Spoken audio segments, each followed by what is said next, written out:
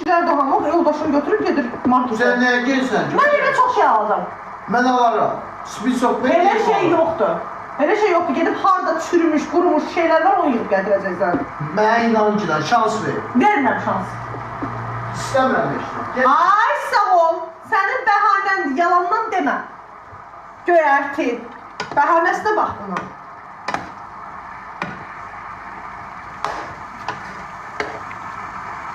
Bayaqdandan didərgin qalıb, çölə çıxmazdı. Gəl çıxaq çölə.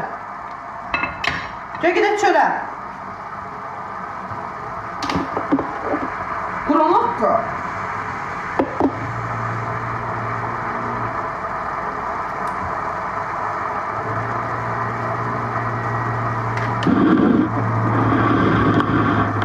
Sadiq, gəl yayımı apar.